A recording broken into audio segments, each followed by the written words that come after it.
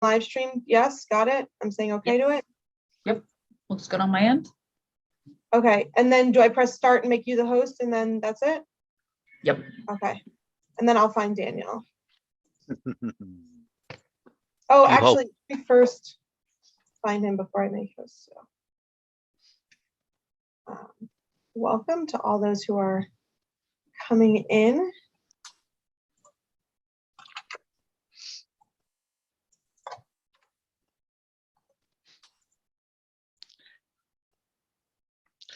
Daniel, my brother. Okay. Here he is. The elusive Daniel Bogart. Sorry, I dropped and broke my computer, so I'm having to use my kid's computer. Oh. Why did you do that? I know. I tripped in the garage over junk and no. clay. Yeah, and don't recommend doing that again. No. Well, good afternoon, everyone. Thank you for joining us. Broken computers and good computers and all.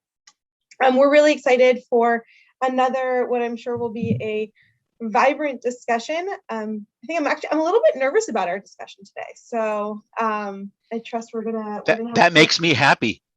Does it? Yeah.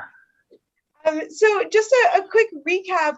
First of all, a little bit of housekeeping. We're really grateful to our producer, Autumn, who is listed under producer. So if you do have any technical difficulties, you can message them directly. There is live transcript available somewhere on your screen. There should be a button, or it might be under the three dots where you can turn on live transcript, or you can always press that to turn off the subtitles. These programs are being recorded and they are available afterwards on Facebook and YouTube. All of them can be found via CRC's YouTube. If you are interested in participating with us via the chat, then reach out to us for the Zoom link and we'll love to bring you in if you're watching this over Facebook or YouTube. And if you're watching it later because you missed it, then we're glad you're still tuning in. And this is really just an opportunity for the four of us. My name is Rory Pickernese. I'm the Executive Director of the Jewish Community Relations Council, and I'm here with Rabbi Jim Bennett of Congregation Sher Emeth, Rabbi Carney Rose of Congregation B'nai Emunah, and Rabbi Daniel Bogart of Central Reform Congregation. Not all of you always know where we line up, but the four of us have in the past and continue to study with the Hartman Institute and want to use the learning that we've taken and the questions that we've grappled with towards some of the big questions that are facing our Jewish community today. So if you have other suggestions, you can feel free to always put them in the chat or send them to us via email.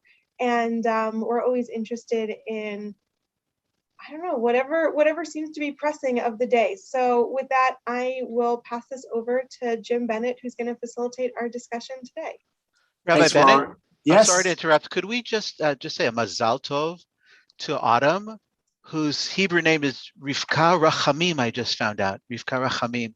So I just wanted to welcome our sister, our brother, our she, they, I don't know what the right pronoun is, if I'm sorry if I didn't get it right, but I just want to welcome Rivka Rachamim to our brotherhood and sisterhood, our community. It's just wonderful to have you with us, traveling with us.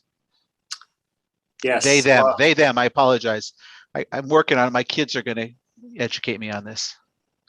Welcome. Yes, thank you for calling out Mazel Tov to Autumn, and welcome to everybody who's here with us again. It's I think I speak for all of us that as busy as we all are, and we are all incredibly busy in our lives, all those of us who are panelists and all those of you who are attendees in these gatherings, we the panelists love the opportunity to dialogue with one another and with all of you. And before I jump into today's topic, I did want to just kind of do a little promotion just because it's on my mind. Many of you may be familiar with a podcast that Yehuda Kurtzer of the North American and Shalom Hartman Institute sponsors and hosts called Identity Crisis. This week's edition, I guess, this week's podcast, I found particularly compelling when I had a chance to listen to it yesterday. if you are not a subscriber to the podcast, I urge you to go wherever you listen to podcasts and to find Identity Crisis, and to listen in particular to this week where Yehuda Kurtzer hosts Rabbi Daniel Hartman in a really powerful and compelling conversation about an article that Rabbi Hartman published recently in this, which is called Sources, a journal of Jewish ideas, which you can subscribe to yourself. And in this collection of really powerful essays, Rabbi Hartman offered an essay entitled Liberal Zionism and the Troubled Committed, in which he challenges in many of the same ways that I think the four of us have been struggling over recent months with issues of morality and Jewish nationalism and the Jewish state and the Palestinian people. And I found it particularly relevant and timely, not only for what it says about us as American Jews in relationship to the state of Israel and the Zionist project, but also, quite frankly, what it says about us as Americans and as human beings in our own political environment. And I was so moved by it that I just wanted to do a little advertisement and encouragement to everybody to seek it out and listen and read if you can. But that's not our topic for today. In thinking about what we were going to talk about today, Rabbi Rose Carney suggested to the four of us two articles, which I hope those of you who are attending and listening had a chance to receive via the email reminder, and maybe to look at. We'll take a quick look at some selections of those two articles today as well. They're two really fascinating articles. One, which was published by the JTA, the Jewish Telegraphic Agency, entitled My Militant Sister Campaigns Against Intermarriage. I am engaged to a Gentile. Here's how we remain family. We'll return to that in a moment. The second of these articles, which was published online in a blog in the Times of Israel by somebody named Menachem Baumbach. He writes, "Thou shalt love your child who leaves religion. Just as God accepts us regardless of our weaknesses, so must we ultra-Orthodox accept our children when they choose a different way of life for themselves." And when you sent these articles out to the four of us and said, hey, let's read these and talk about these, my initial reaction was, they're really interesting, but they're really not either one of them about me or most of us. Because one of them is about a person whose sister is in Israel campaigning about trying to keep Jewish Israelis from marrying Arabs in particular, non-Jews in general. And the other is about an ultra-Orthodox or Haredi person who's trying to counsel his fellow observant Jews not to abandon their children, even if their children seem to be abandoning their ultra-Orthodox or Haredi lifestyle. But as soon as I read the articles, I responded the way I responded, which was, yes, this is very much about us. Because one of the most compelling issues, I think, facing the American Jewish community and all of us and all of our communities and the worldwide Jewish community is the great challenge of assimilation, the great challenge of loyalty to or disinterest in the faith, as particularly expressed by the challenges of interfaith marriage and the way we as a Jewish community respond to it. So I kind of distilled this back down to at least an opening conversation for us today that is less about the articles to which we can return, but more about each of us and our individual philosophies and positions and thoughts and ideas and challenges vis-a-vis interfaith marriage and its role, both in our communities, in the congregations or communities that we have or do serve, and or in our own personal philosophy as rabbis and how we approach the question of interfaith marriage and how we should respond to it. And so I thought maybe we could begin by each of us just taking a few moments to kind of try and summarize something which, at least for me, and I suspect for all of you, has been a lifelong and career-long journey. And I'm happy to open up to any one of you if one of you wants to jump in and start, or I can start myself. So if one of you would like to just be the korban to offer yourself as a sacrifice to share your point of view. Carney, I see you've unmuted, which is a good sign. I'm unmuting to say, Hamatchil b'mitzvah omrim lo gemor. If you start with the mitzvah, you have to finish. I'm going to suggest that you're already on the roll. All right. And maybe you'll go, and then we'll jump in, if that's okay. Well, I'm happy to do so. So I want to say the following. Interfaith marriage and my relationship with it has been both a very personal and a professional passion of mine since I realized that I wanted to be a rabbi. Even before I was ordained as a rabbi, while I was a rabbinic student, I found myself having extremely strong feelings about my understanding of interfaith marriage and my responsibility to embrace it in the way I have chosen to embrace it as a rabbi. And I realized when I reflect back on now, more than 40 years of this position evolving and deepening, that while I started out early on feeling defensive and having to justify why I was willing to welcome people who chose to marry someone out of the Jewish faith, I very quickly changed my personal relationship and my description of my understanding to saying that I am quite passionate and quite principled in why I have always and always will, as far as I can predict into the future, believe that it is my responsibility as a rabbi to welcome people who choose to marry somebody regardless of their faith, and to assist them and to guide them and to be as present to them as I possibly can. And I do so not, by default, not with making excuses, but I do so out of great principle. And one of the core principle is one of the principles that emerges in the second article that we're going to hopefully look at, which is simply the principle of love, or what we in Judaism like to say is chesed. That one of our greatest obligations is to celebrate chesed and love and to act with chesed and love. And so from the earliest times that I became aware of interfaith marriage, I realized that it was my responsibility. That earliest time was my own sister approached me when I was a rabbinic student and asked if I would be present at and help to officiate at her first wedding to somebody who was not Jewish. And I had a momentary thought when I paused and said, well, I don't know if I can. I don't know if I should. And very quickly, within seconds, realized, of course I can, and of course I will. And I did, and I have never turned back.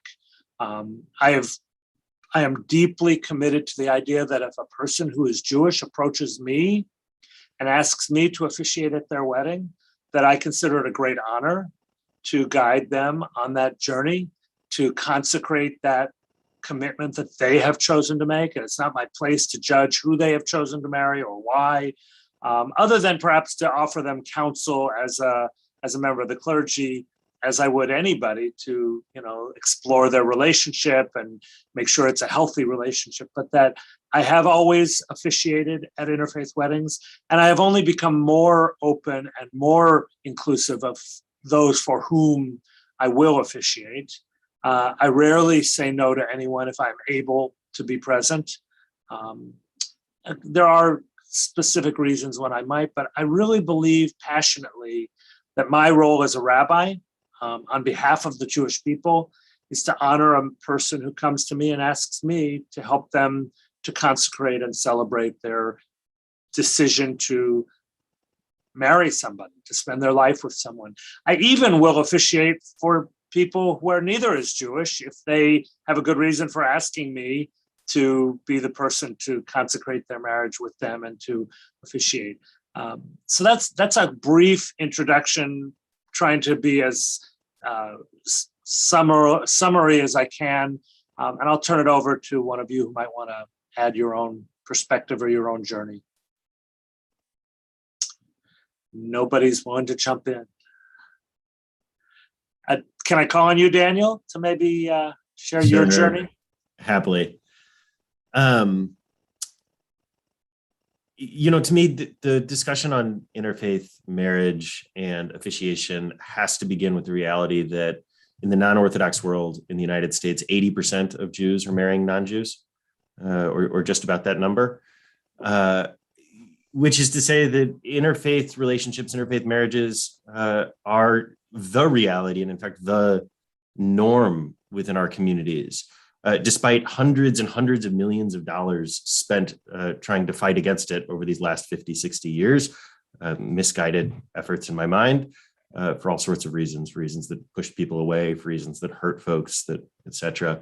Right, even one of the less spoken about things that people may not realize is that the birthright program has as one of its really stated goals endogamy, getting Jews to marry other Jews. We tend to think of it being about Israel. I've had an interesting journey with officiating and not officiating interfaith marriage. Before I came to CRC, I was serving at a large suburban conservative congregation in Cincinnati, where I wasn't allowed to go to an interfaith wedding, right? Literally couldn't go and participate, not even just as a rabbi there, just couldn't go as a guest of a wedding. I really had my personal flip. I know I've talked about this in a different setting in Hebron with you, Jim. I have such a memory of being there with the rabbi of Hebron, who gave us a speech about how he has, 76 great grandchildren who every single one of them is observant, and I had this, I should say this was 2 weeks before I started as a conservative rabbi. I had this personal sense of crisis. It became a binary in my mind. If I had to choose, not that we get to choose such things, but if I had to choose, would I prefer my kids end up as Jewish as could be, as settlers in Hebron, or would I prefer that they share my core values and not have any ounce of Jewish identity or self-identification? And it wasn't a question when it became that kind of binary, right? For me, at least, I would much prefer that they share my core values about how we live in the world and how we approach others, and liberalism writ large, and progressive values, than that they have a Jewish identity. And it was this break for me where all of a sudden I realized that I had been trained in and saw myself a part of the Jewish identity industry, what I sort of dismissingly call continuity LLC, which is to say that Jewish institutions had trained me to be in the business of convincing people to stay Jewish, and to pass that Jewish on to the next generation, with very little focus actually on what the nature of that identity was. It was like a box labeled Jewish that we passed to the next generation, saying, carry this because I carried this, with little regard for what was within it at all. And all of a sudden I realized that that was not how I wanted to spend my life. I wasn't interested in serving Jewish identity. I was interested in serving the Jews in front of me. And since that moment, I have happily and really happily, joyfully officiated, co-officiated at all sorts of different weddings. In fact, just this last week, I officiated at a wedding with a nun, which was wonderful. I love working with nuns. They're pretty across the board. I've never worked with a nun that I don't love.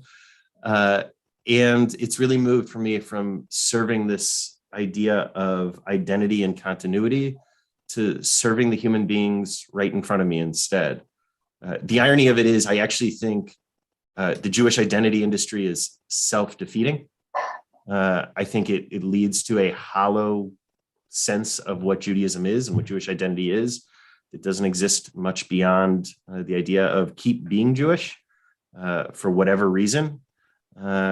And actually, I think getting out of that business and being in the Torah business, the business of serving the people in front of me, of trying to make the world better, trying to make our lives better, trying to make our communities better, that it actually creates a rich and vibrant Judaism that's much more appealing to people than the sort of vacuous, hollowed out sense of Jewish continuity industry that I had been personally stuck in. So I guess that's a little bit of my story there. Thanks. Jim, you were very helpful, I should say, also throughout this journey for me, and our phone calls and our conversations and seeing you co-officiate a wedding. Even though, of course, I grew up at CRC, where this was always a part of it, but it took a journey to get back. Thanks. I appreciate that. And also at the same time, I want to state the obvious, which is the position that I have articulated is my own personal position that Daniel has articulated. They're not the only positions that are legitimate that exist in the Jewish community. And we have two other participants on this dialogue, who I think equally passionately hold different places on a continuum of how do we as a Jewish community respond. So maybe, Carney, do you want to go next, or Rory, if one of you would like to jump in? Carney, why don't you go ahead? Thanks. And I want to thank you both for the honesty. I could really feel like the pouring out of what's very deep within you.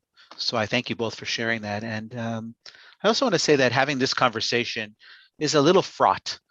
It's a little fraught because there will be people maybe on this call or who will watch this streaming at another time, this recording at another time, and attempt to pick apart what it is that we're saying, looking for ways in which to poke holes in the arguments that we're making. And I don't really want to do that. I don't want to be involved in that. I would hope that people would be more generous of spirit with us. And I also really appreciate the notion of the journey that each of you has been on. For me, people who journey are the kind of people I want to hang out with. So I thank you for sharing your journeys. I will say to you that I too have really been in the process of evolving in and around this issue of intermarriage specifically, because I think that's where we really want to go. I'm with you 100% on the notion of trying to be open and to be loving. I want to say, Daniel, that I'm sad about something. I'm sad about the notion, as you describe it, of a box sort of freeze-dried that was handed to you. And talking about continuity LLC and that kind of notion, it makes me very sad because I don't think it is the only alternative. I think there are alternatives that are far more beautiful and rich and exciting and meaningful.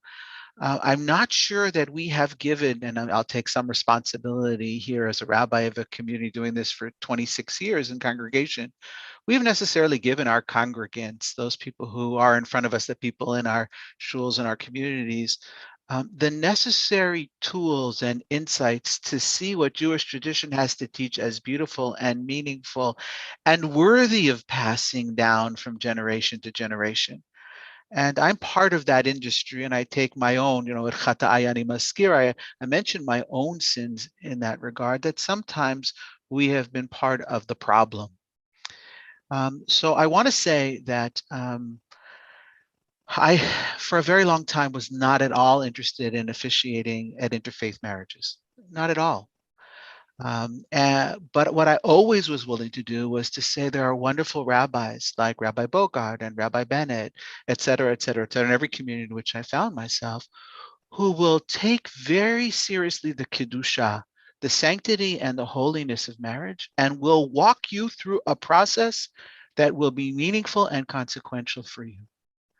And even though I myself am not willing to do so, I want to make sure you have the best possible person. I'm sort of looking at Daniel because this happened not so long ago, that I sent somebody in your direction. By the way, I think just we as rabbis tend to always give more than one option, right? So that people can find different kinds of flavors. And I try to think about who is in front of me, right? That term's been used here already, and who might be the right rabbi for that particular individual.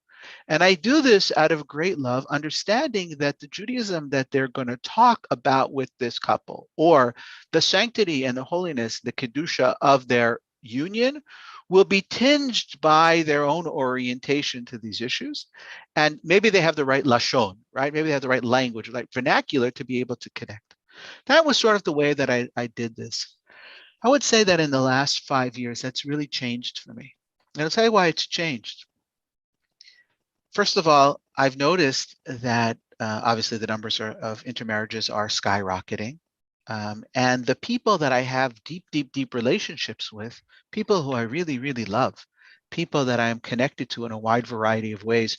In some cases, I mean, now I'm here 17 years. So these kids were b'nai mitzvah, right, when I first got here. And I've stayed in touch with many of them through their high school years, into their college years, into their early professional lives, and now into their relationships, are turning to me and saying, you helped mediate meeting for me from a very young age when I was first conscious. And now I am going through something very important. I've met somebody that I really love. And I would really like your wisdom in terms of how to navigate this next parak, this next chapter in my life. And so the step that I took in between was to say, I counsel anybody who comes to me on marriage. In fact, I will actually pursue members of my congregational family and say, look, I know you've made a choice. I just want you to know that I'm here and I'd love to meet with you. And so I try to meet with every one of the couples. But I'll say to you that I'm now heading in another direction. And that direction is, I think we are missing an opportunity. And I think I'm part of a very small, maybe vocal, hopefully more vocal over time, group of conservative rabbis, and I'm a conservative rabbi trained at JTS. Maybe that would be important to identify also for people who might not know our affiliations, where we are not permitted to officiate at these unions. But I want to say the following. I want to be part of a group of individuals who can come up with what I'd like to call a halachically defensible position for officiating in certain circumstances at marriages of individuals who are both not of the Jewish faith and tradition in the most obvious way. And I am waiting for that to happen along with a small group of colleagues, and we're starting to have those conversations. And why? Because I am fearful of what Daniel shared so beautifully, that what we are doing is perpetuating the notion of handing over this freeze-dried version of Judaism, a Judaism that does not insert enough of the heart and the spirit, does not insert the fact that we have always been impacted by the sociology and anthropology around us, that we've always been influenced by the tzorchei sha'ah, the needs of this moment in time. And I do believe that coming to a rabbi with the wisdom of Jewish tradition that we have inherited, we have cultivated, that we are continuing to cultivate, will be of tremendous assistance and value in mediating the meaning for people as they enter into this very holy and sanctified union called marriage.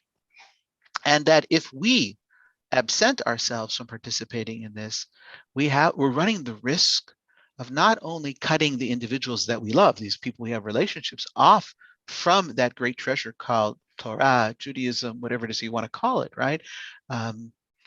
But we may also be creating a scenario where their children don't inherit it, because not only had they initially inherited something that's a little freeze-dried, which partially I take responsible for, but also now we're turning our backs on them. And they say, this is not one stira, this is not one slap to the face, this is another stirat lechi, it's one more on the other side, right? And here we've patched them twice. We've hit them with two zetzes, which I wonder if people can really recover from. And so they head for the hills. And they're not the hills that we necessarily want to head towards. So I may have said more than maybe my rabbinic union would want me to say about these issues. I don't think I'm alone. I am not currently officiating, and some will say to you're a chicken and you should be more brave and you should move forward. I may yet get there. This conversation may help in that process. But again, I want to go back to my bottom line. It is time for us to create a halachically defensible orientation, as halakha means an awful lot to us, for engagement and involvement. Will that ceremony look exactly the same as Kiddushin as we currently do at Jewish wedding? The answer, of course, is no, right? But the conservative movement has done all kinds of interesting. I remember the first time I officiated at a same-sex union, right? And I was getting slammed from all the corners within the movement as well. Of course, there were a few vocal voices who also were supporting all of that. We've made all kinds of orientations that make it possible for us to have a halachically defensible position. So I'll leave you with that as my orientation to all of this. And I hope you'll pray for my soul. and my livelihood. So. If I can Thank jump you. in for a second, Jim. Yeah, please. Harney, first, I just want to say thank you for sharing that, for your honesty there and really beautiful words. I also think it's worth pointing out that the reform movement's current sort of standard policy discourages its rabbis from officiating at interfaith marriages. And in fact, I was on the Responsa committee, the Jewish law committee for the reform movement, and really wanted them to take up exactly the question that you're advocating for there, Carney. This question of what would be the halachic category to describe a marriage between a Jew and a non-Jew. And I was very clearly and very loudly told that that was not a question that we were interested in, or that the movement was interested in taking up in any way at all, that the status quo is exactly where they wanted to stay. And that was my last day on the Responsa committee. Yeah, that and a quick comment on that, Daniel, and I want to echo your words. Thank you, Carney, for your honesty, for the clearly the thought out and deeply pained journey that you find yourself on, but also your passion for finding a way to a place of integrity for yourself and for your community and for the Jewish people. We'll come back to the question of, is halachic category necessary or not? Because I might take a different position than some of you. But before we go there, I want to allow Rory to jump in and share her obviously very different perspective as well on these issues. So thanks, Jim, for just throwing us into the deep end here. And let me also echo my deep appreciation to all three of you for sharing what is obviously something that what I like first want to really highlight in all of this is that, this isn't just like a legal question that we're grappling with. I mean, I think there's like deep theology, deep love, deep interpersonal connection that's at the core of what each of you shared. I feel like I know you all a bit better for the way that you've described all of this, and I'm grateful for that. So I also have, I guess, a journey, right? We all have a journey in some ways, but I'm actually going to start my journey a little bit earlier, because when I first read this article that you shared with us, Carney, this first piece, this JTA piece that somebody mentioned is actually also in the Jewish Light this week. I very much related to this author in a lot of ways. I mean, I didn't grow up in a settler village near an Arab village in Israel, but or in the settlements, but like to the extent that I grew up in a very insular Orthodox community. And I grew up also very much with, the way that the author of this piece kind of describes, there was a right way and there was a wrong way. And we knew the right way and other people were just the wrong way. And they weren't necessarily bad people for the wrong way. Some people were bad people for the wrong way, but a lot of people were just ignorant. I mean, it was like a big part of my upbringing, and it wasn't necessarily always explicitly said, but it was like, if you knew what we knew, you would obviously do what we're doing because we have truth on our side. And so you who don't do what I do must just not have truth.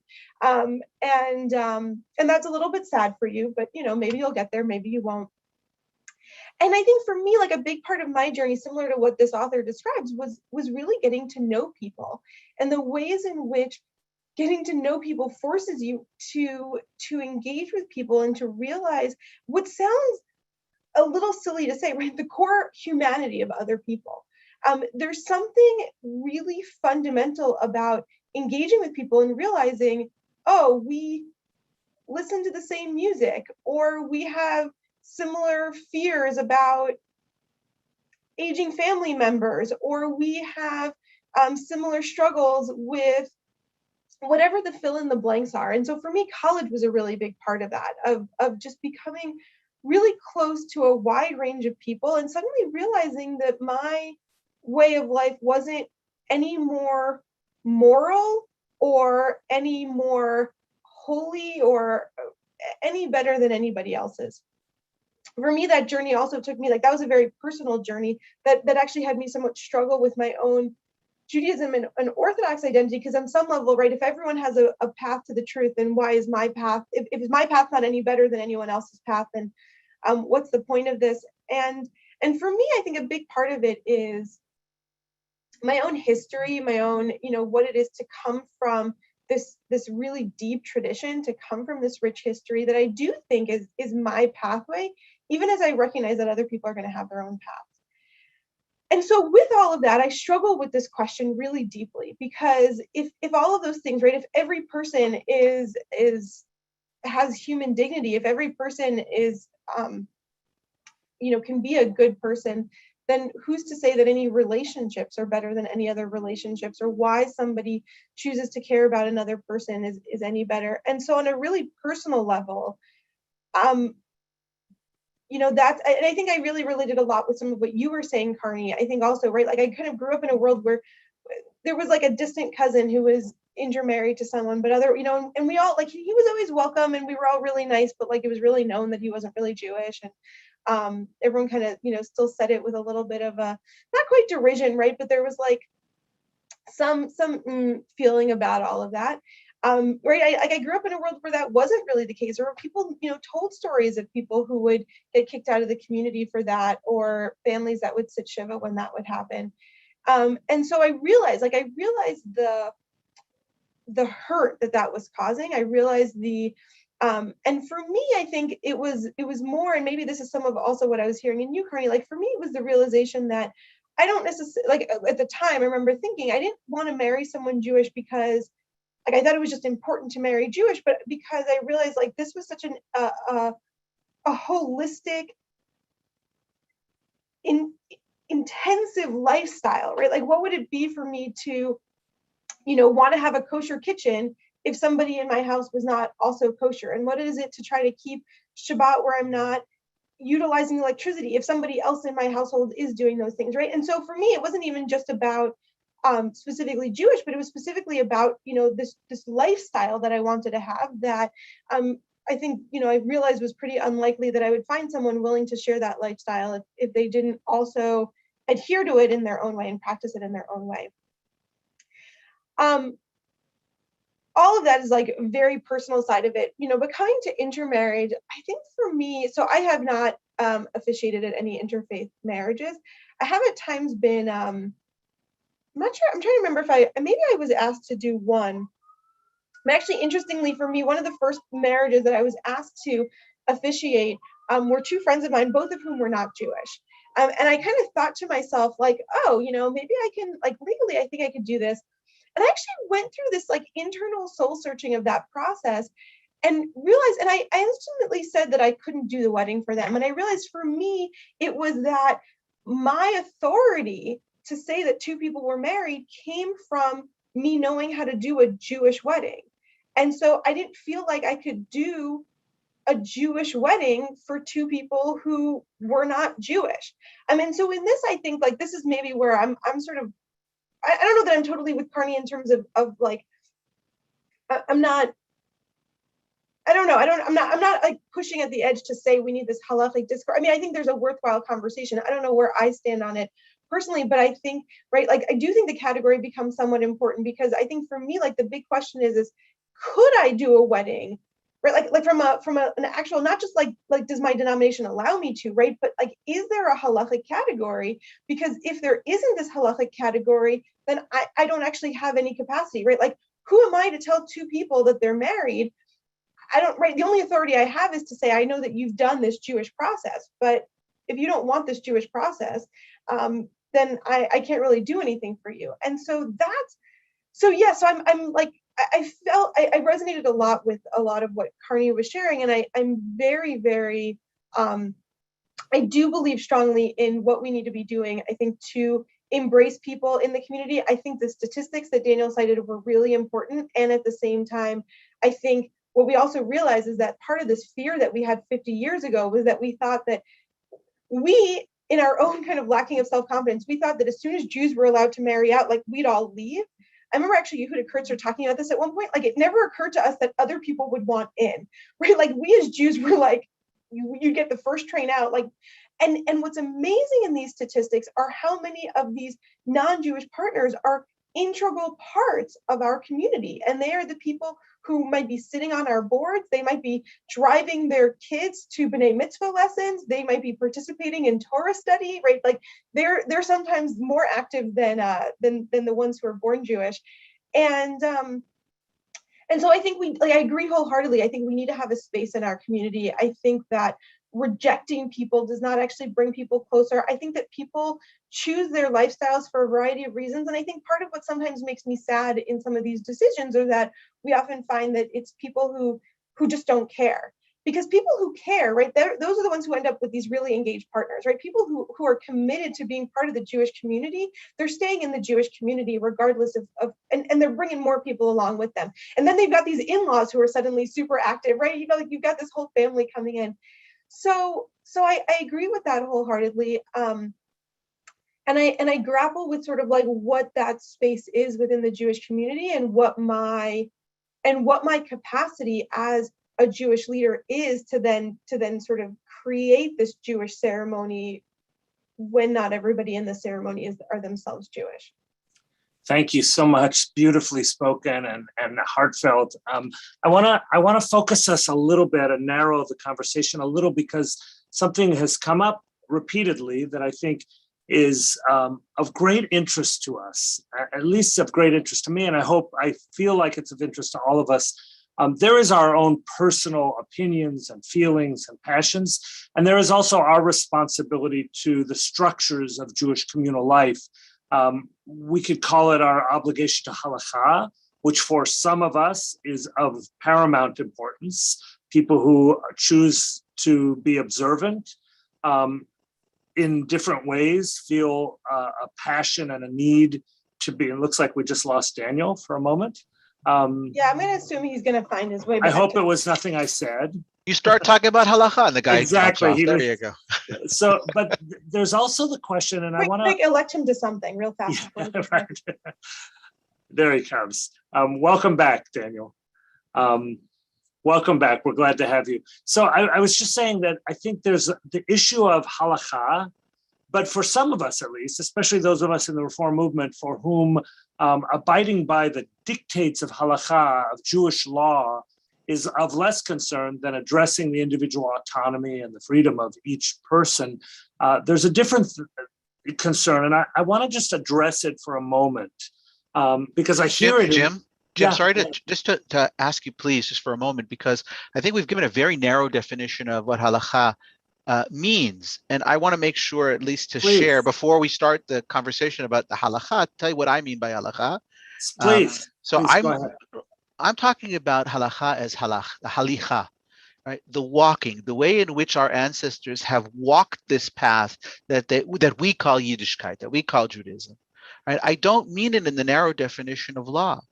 It has as much to do with folkways and minhagim, right? Customs, and the ways in which we've inherited from our parents and our grandparents, of the way in which we go about living our lives to try to walk alongside, at least for me, the way I'll categorize it, the Almighty.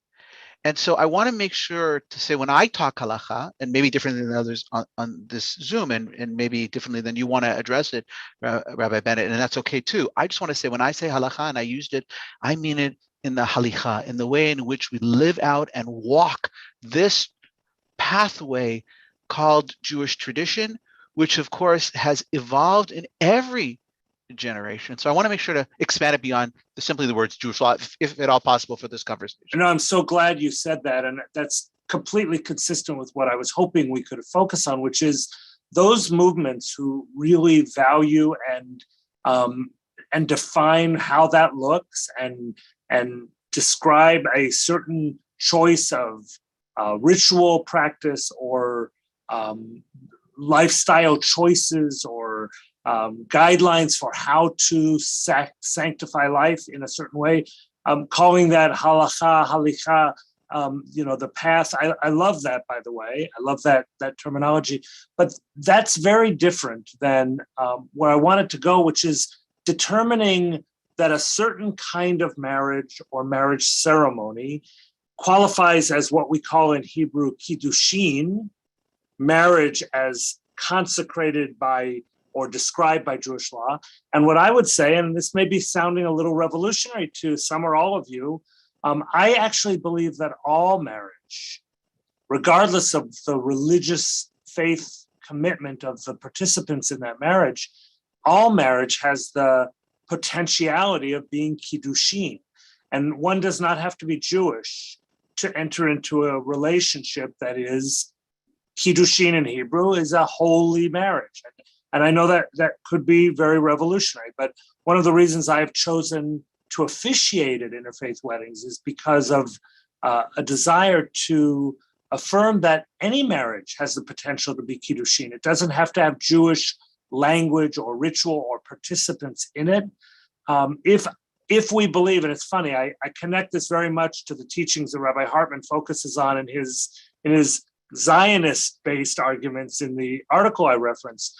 If we believe that all human beings are born with a fundamental right to dignity and respect and love from all of us, then marriage ought to be a category in which that is the possibility as well. And that I, as a rabbi seeking to officiate a kiddushin, and Daniel, one of the reasons I reject the idea of trying to define kiddushin and non-kiddushin in order to find a loophole so that rabbis can officiate for weddings, just not call it kiddushin.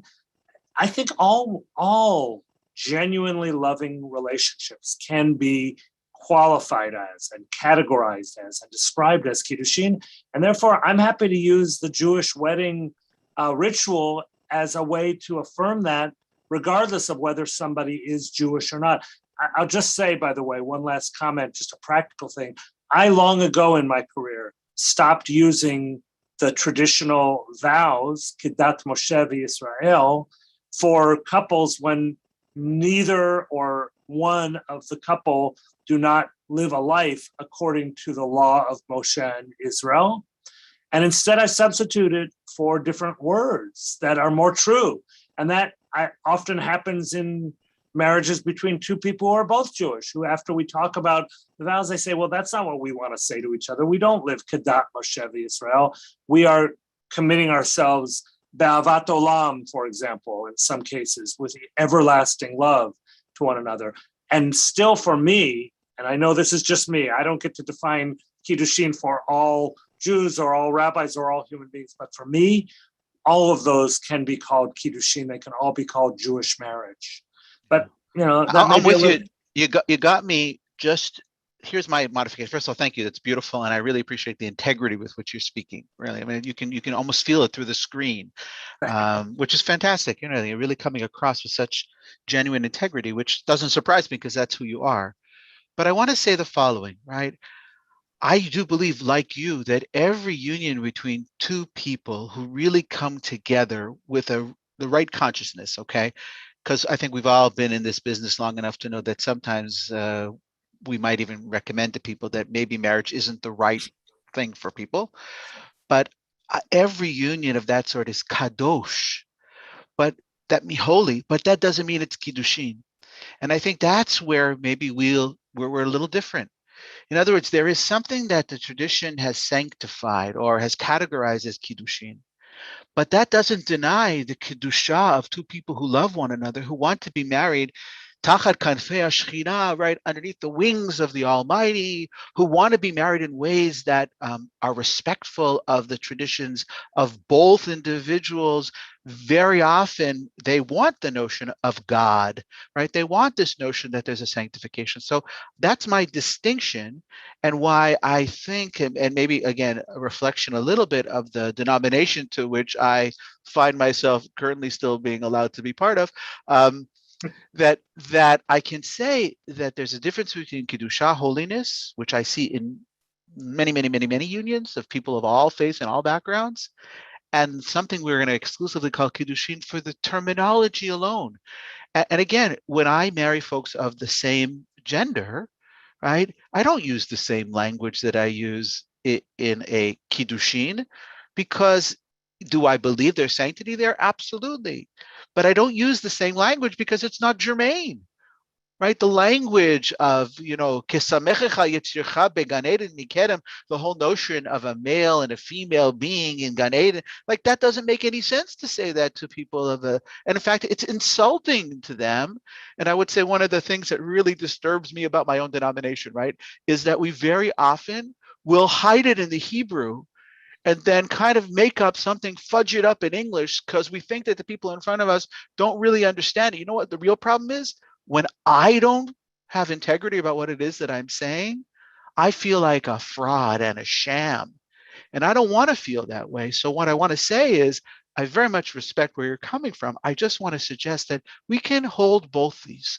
We can hold the notion that Kiddushin is something that is a halachically defined reality by our tradition for many, many years, right? For many generations. And we can also create other kinds of Kedusha and ceremonies that honor Kedusha, even if it's not Kiddushin. And that's for me. Now, maybe it doesn't work for you, but that really works for me. And I'm trying to find the language, and I've been working with couples. I spend a lot of time with couples, as I'm sure you all do. We do 6 sessions prior to marriage. That's at least 6 hours of time. So if we're doing 20 or 30 weddings a year, that's an awful lot of our year that's committed to that. It's even long before we even do the weddings.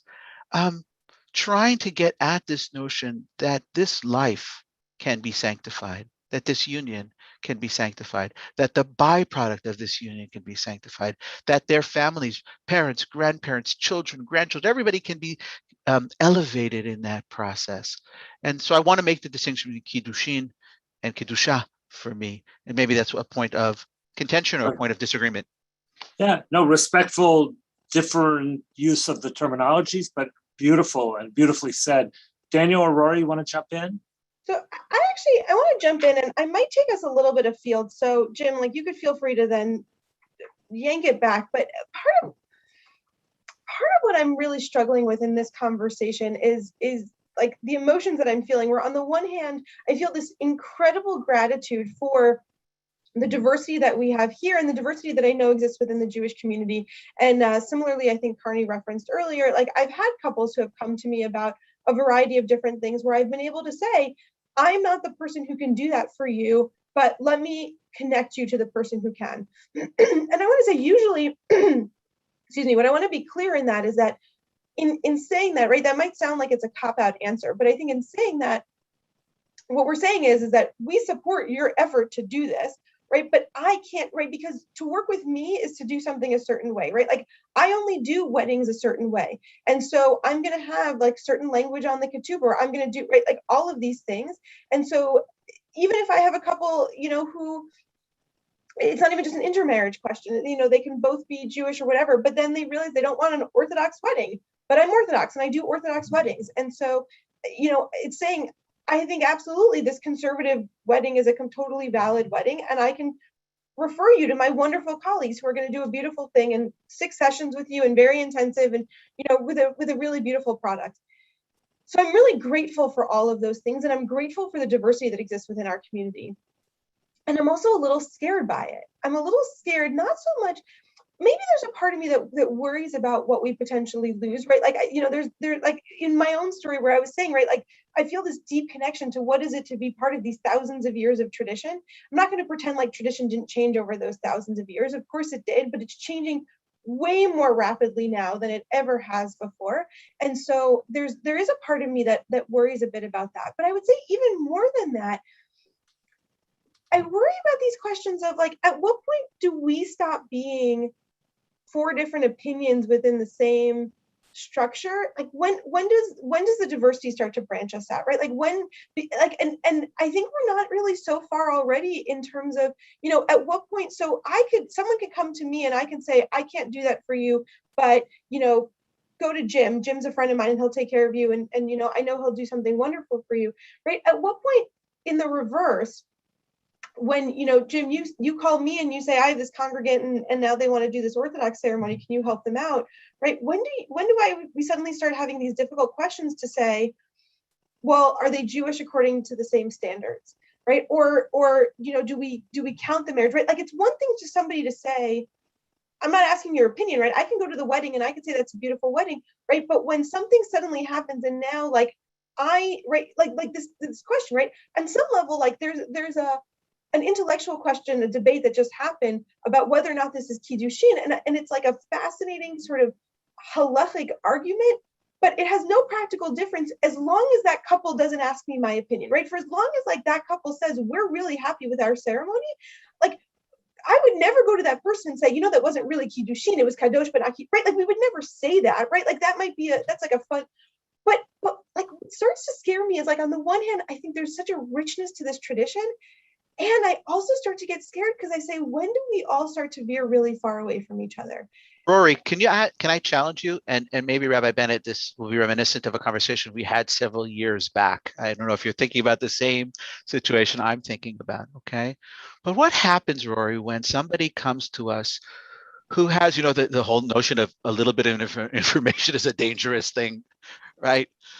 Like they want something different than the rabbi who has tremendous integrity wants to deliver, right? Or is able to deliver with their own integrity. And they want something, by the way, it often is not consequential.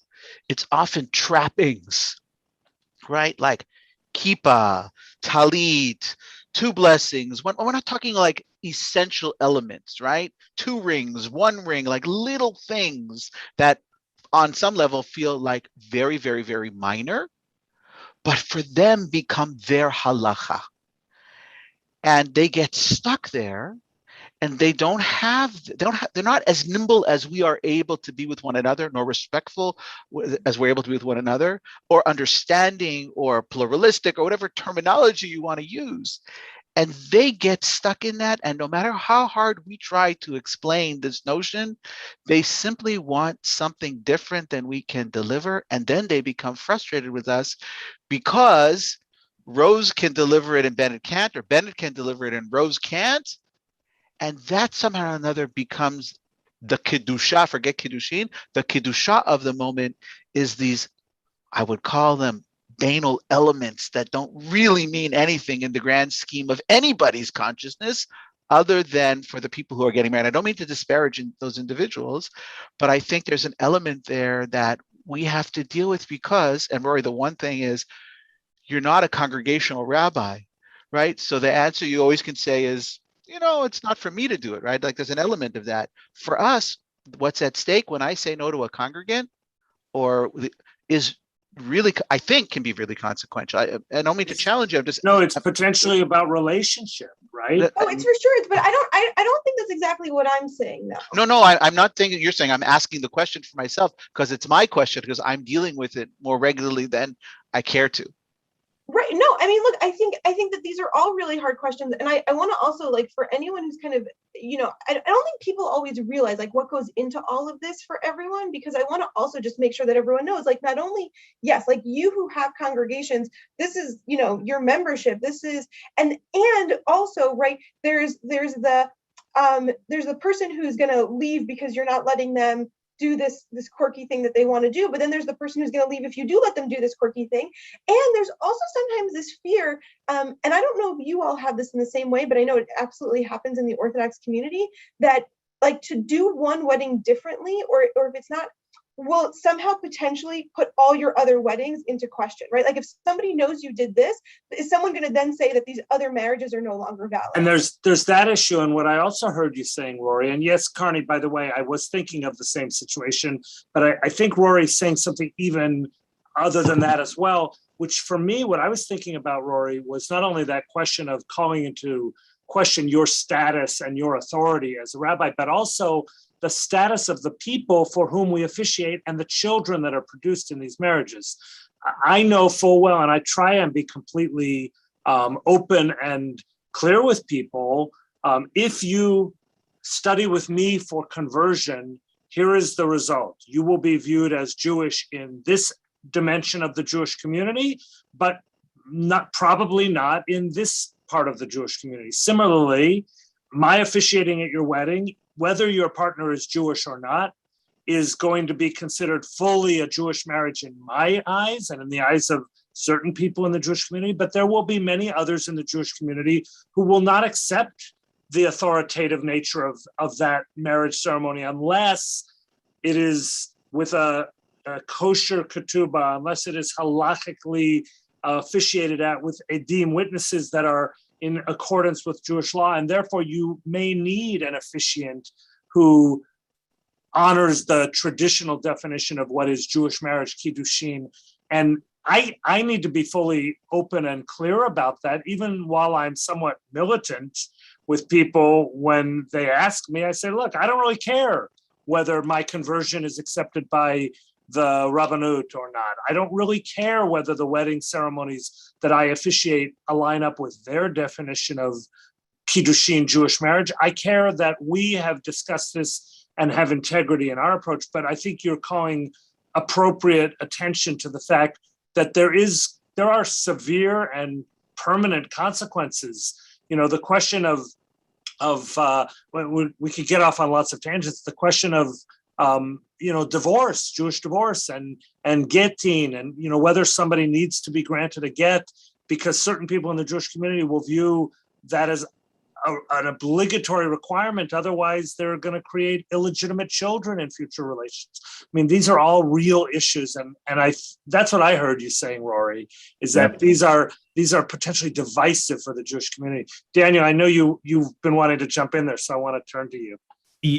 I'm really resonating with what you said, Rory, and it's leading me to think about conversions, because every once in a while there will be a conversion candidate that I work with. I love working with conversion candidates. One of my very favorite things that I do. I think it's probably true for almost every rabbi I know. And I'll think to myself, wow, I bet it would mean a lot to this person to have Rory on their Beit Din. And then I go through the whole process in my head of why that won't work. And I'm really thinking a lot about what you said, Rory, about it works until that person asks me, do I consider them Jewish? Do I consider them married? Right? And the things that we choose not to say out loud, or the questions that we choose not to ask, or there's a lot of that. My answer to your question tends to be that being in Jewish community in some ways is the more significant piece than halachic status, or at least it is to me. At CRC, and this was radical when I came, really took me a while to adjust to it. And now I love it. We make no distinctions based on Jewish status, none at all. You can be a member, you can be a part of any ritual moment, you can whatever based on your status, or not based on your status. And first of all, I love the implications it's had to the conversion process, because it means that the only reason someone converts is because they really want to convert. There's no sort of bait hanging out there, sort of utzing them on towards this. But yeah, right, there's real questions of what this will mean for the Jewish future, for are we turning into separate tribes, right? Not just Israeli Jewry and American Jewry, which I think is its own question, if we're turning into separate tribes that we should maybe take up at some point, but also even within our own American community. Beautifully said. It resonates a lot with me, Daniel, because I also hold the same principles, and Sharemeth has the same policy that if you are a member of the community and want to participate, there's no boundary based upon your status of Jewishness or not. Anybody can do anything here.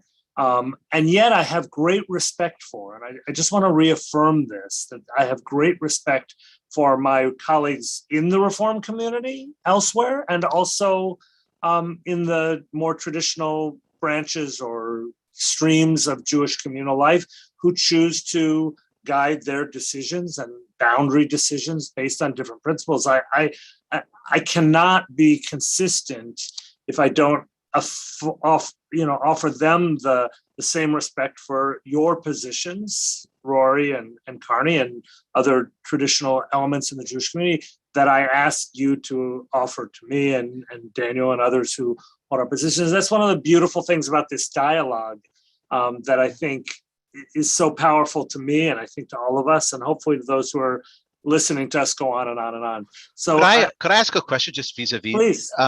What role does a ritual of transformation play for each of you in terms of the process of joining the Jewish people, not joining CRC or joining Sharemeth, right? but is there a requirement in your own mind of some kind of ritual that has, I don't define what the ritual is. I don't mean Brit Milah or mikveh necessarily, right?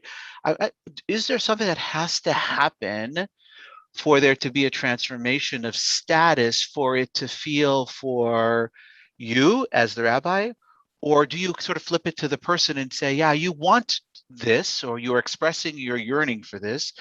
What are we going to do? What role does ritual play, if any, in that process for you? Daniel, do you want to answer first, or do you want me to jump in there? Happy to jump in. It's funny, when I'm thinking of conversion, the metaphor that comes to mind is marriage. And when we were talking marriage, the metaphor became conversion. But there's all sorts of ways of being in relationship and being family to people that have nothing to do with the biology of family, right? And to me, the conversion ritual is that moment of marriage when you're no longer sort of a beloved, welcome member of the household, and instead you become family. And those rituals are really important to me and really transformative. I love that moment of taking someone to the mikveh. And I should say personally, I always strongly encourage. In fact, I'm not sure I've ever been a part of a Beit Din that did not follow the ritual requirements of conservative Judaism, specifically because I want to make sure that the folks who I am helping them enter this family are having the widest birth into the Jewish community that they can have, which, as I understand it, would be into a significant chunk of the conservative movement, as long as the sort of core conversion rituals are followed, as well as the American Jewish community. So I'll thank you for sharing that. I'll be a little bit more of the renegade here and say, Carney, in answer to your question, the latter and not the former. In other words, I believe deeply in the power of ritual. But as a Reformed Jew and as a Reformed rabbi, I believe that there is really no limit to the potential meaningful ritual which one can use. And sometimes ritual is physical. Sometimes ritual is not physical. Sometimes it's public and sometimes it's private. So the way I approach both conversion and marriage is quite similar, actually. I do my best as a rabbi because it's the language I speak. It's the language in which I'm educated and choose to live my life, to educate the individual or the couple on the rituals that we have inherited from our tradition. I want them to know what, for example, traditional conversion involves. Hatavat dam brit, or circumcision for a man, and immersion for a woman and man. And I want them to know about those and to explore them, to study them, to discuss them. But I do not require them, either of them. If I'm officiating a conversion very soon where the individual, after great study and debate, decided he does not want to engage in hatavat dam brit. He doesn't want a symbolic drop of blood to symbolize his circumcision. And I believe he has the right. I don't hold any Jew accountable for any ritual. I don't require somebody in my congregation or in the Jewish community to observe any of the ritual practices of Judaism. I hope that people will choose to observe many, if not most of them, but that's a personal choice. And I hold that same standard for conversion and also for marriage. I meet with every couple, as we all do, and I ask couples to study the Jewish ceremony and to look at the inheritance of all the rituals. But if a couple were to say to me, Rabbi, we don't want to stand under a chuppah, or we don't want to have Sheva Brachot, or we don't want to, break a glass, which isn't even halachic, or whatever it might be. We don't want a ketubah, or we want this ketubah and not that, or we want to add this ritual, which actually does not come to us from Jewish tradition. I've had all sorts, as we probably all have, had beautiful rituals added to wedding ceremonies that have nothing to do with Jewish tradition, but add beauty and meaning to the individuals getting married. Not long ago, I had a couple that wanted to jump the broom at their wedding as part of their Jewish marriage as a Jewish couple under the chuppah. And who am I to say, no, you can't do that? I suppose there might be boundaries for me. I haven't found one yet that I'm uncomfortable with, because if they come from a place of integrity and a place of mutual commitment, and that word I started with, which I think we're going to probably come back to in a minute as we prepare to wrap up, if they come from a place of chesed, of love, then that's ritual for me. But Carney, please. I just want to press it because I'm intrigued, because both Rabbi Bogart and Rabbi Bennett said that a person can join each of their congregations. There's no standard for joining, right? But so is there a ritual of becoming a ger toshav, right? Like a resident alien, or a member of Central Reform, or a member of Sher Emeth, right? Is there some way in which there is some covenantal ritual expression that would take the place of that formal giur, right? Even though, Rabbi Boger, maybe it sounds like you would like it to be that, but if a person says, I'm a member of this kihila, I'm a member of this community, is there something, and by the way, I will say to you this, in our case, we're looking to create new rituals, because even though we still, right, continue to require hatafat ambrit or milah and mikveh, right, as a requirement, we're looking to now think, how do we do something that is more, I think, existential for the individual? And very often I kind of flip it back to the person and say, what would make you feel like you are legitimately a member of this kehillah, right? And by the way, again, maybe outing myself, we do allow people who are not halachically, as we define it, Jewish, to be members of the congregation, right? And that's a relatively new development. We're not giving them shlishi on Yom Kippur, okay? But they have the ability to participate in the life of the congregation if they so choose. And more people would like some kind of indication of that sort, formalized. Maybe it's in front of the Aron HaKodesh. Maybe it's holding a Sefer Torah. Maybe it is in their home doing something. But is there anything that you do to bring people to that place of being part of the bigger family, or part of the people, but maybe not the same tribe? Maybe just to use that language that you were going with, Daniel? At CRC, I think I've mentioned this before, but it's really one of the distinctive things about the community, I think, is that before anyone can join, we have these brunches that they come to, that we lay out our core values. We make it clear that we are a feminist organization, that we are an organization that believes in reproductive justice, that believes that we should protect trans kids, that believes that Black Lives Matter, that believes that Jewish wisdom and Jewish values can change our lives and change the world. And I'd never thought of it as a ritual before you laid it out like this, Carney, but I think it really is a covenant, right? And we're really clear during that brunch, or that Zoom session these days, I guess, no bagels anymore, that, this is who we are and these are our core values. And you don't have to agree with all of them, but you should understand this is who we are and that's not changing. I had never thought of it as a ritual before, but you're really sort of transforming that in my mind. I appreciate that. That's beautiful.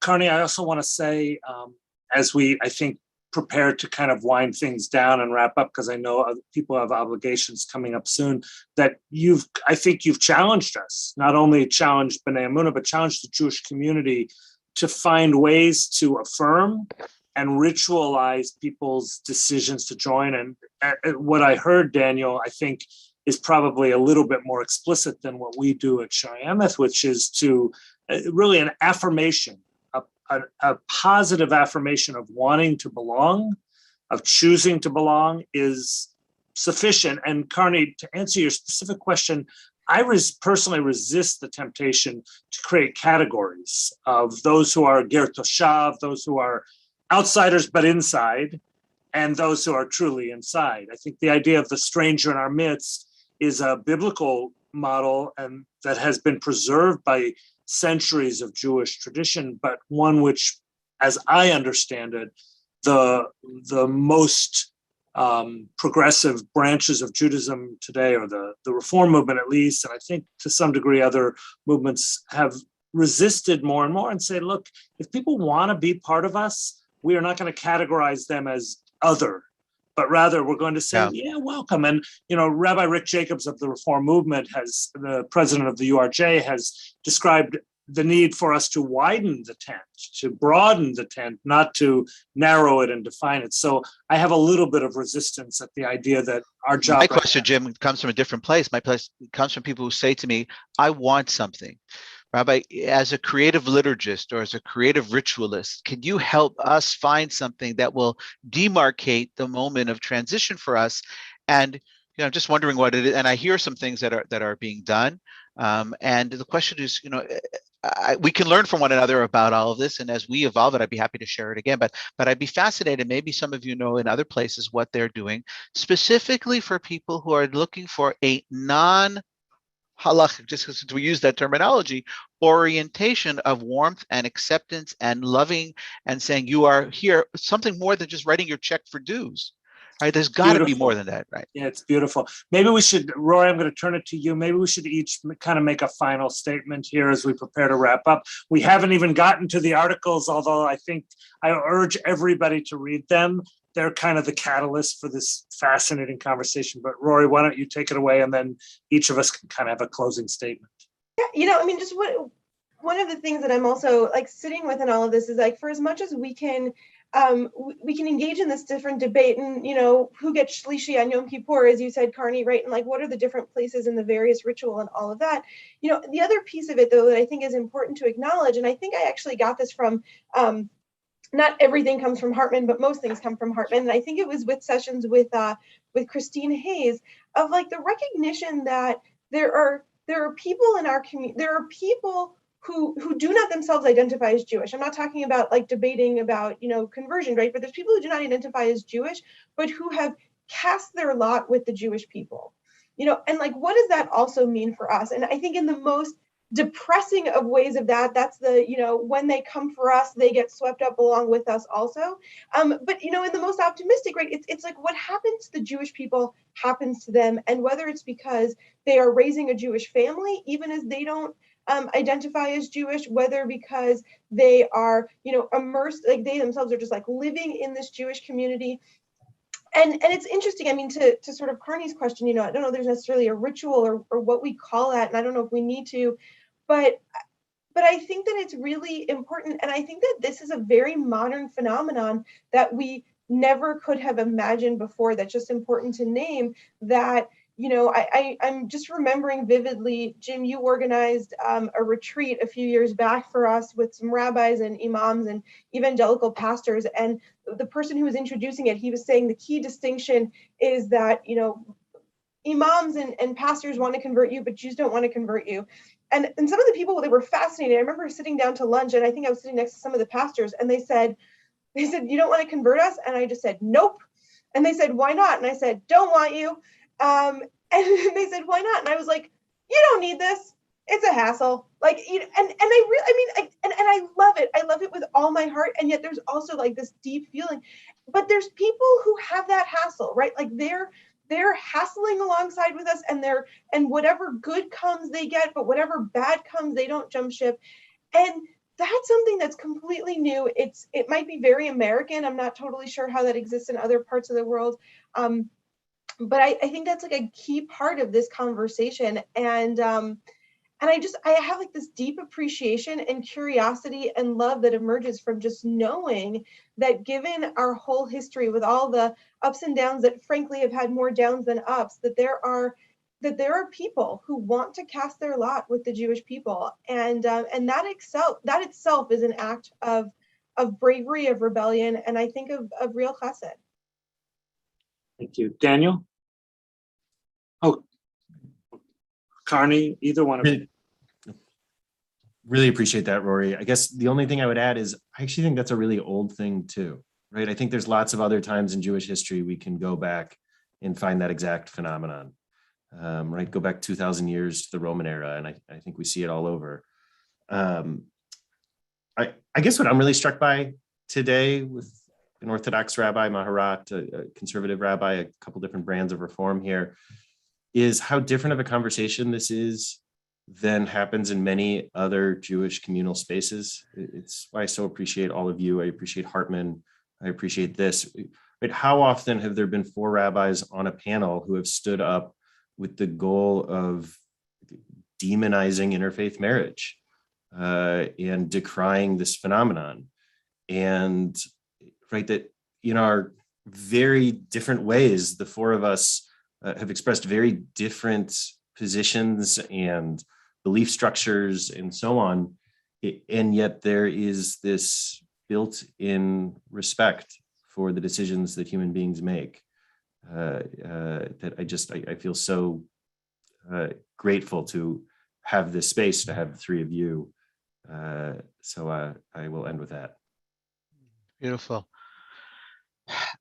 We've talked a lot about Hartman and the influences of others on our decision-making processes and our thinking. I just want to throw into the conversation the name of one of my most significant teachers, and that is Rabbi Erwin Kula of Klal, who long ago was talking about the disruptive innovations, Clayton Christensen, et cetera, but the disruptive innovation within the Jewish community vis-a-vis these issues. Does the name Egon Mayer mean anything to you? From long ago, a sociologist, long before, I think Egon is long gone, but I remember sitting with Erwin, and he brought Mayer to come speak with us about these issues and was kind of futurizing what was going to be. And the future is upon us in so many ways, based on a conversation that's more than 20 years old. So I just want to say that one of the things that I learned from Erwin is we have a Torah to teach, and the Torah is to be taught to as many people as we can reach in whatever way, shape, or form we can do it. And that the wisdom, the essential wisdom of Torah, which is a divine gift, is one that we have the ability to share. And each of us is trying to do that in our own unique versions and ways, with integrity, with honesty, with love. I'm so glad that, Jim, you started the whole conversation with chesed, because olam chesed yibaneh, right? The world will be built with chesed, only through chesed. And so I hope that we'll continue to be gomlei chasadim, to continue not only to bestow this chesed upon one another in these interactions, which make even difficult conversations and topics palatable, because we know that we're not here to hurt one another. We're here to grow from the interaction with one another. We're here to be bettered and to be forged into new versions of ourselves. So I want to thank you for that, but I also just want to really make mention of the fact that Erwin has been beating this drum for a lot of years. And it's influenced the whole variety of folks, myself included, and many of our thoughts and our ideas, even though we haven't necessarily given attribution for that. So if people want to read more about that or hear more about that, there are lots of podcasts that Erwin's been involved with as well. Thank you. Beautiful, all of you. And I want to return to, it's kind of fascinating to me, and I'm really grateful for how easy it is for us to digress and go on a journey. We began talking about interfaith marriage. We drifted into conversion, but thank you, Carney, for bringing it back to, if you look at both of the articles, they both end with the power of chesed, of love, and the necessity of love, and the importance of not forgetting that ultimately it's all about love. I think that it's self-evident that the mutual respect I have for all of you, and that I feel that we have for one another, and that we get from the people who are listed on the Zoom screen as attendees, those of you who are listening and watching and sharing your questions, which are very powerful. And I'm sad that we can't get to them in the time we have, but all of us together can actually fulfill this vision of Olam Chesed Yibaneh. It's not that the world was only founded on love, with love, but it's also our obligation to act with love and kindness and chesed, as Rabbi Rose said.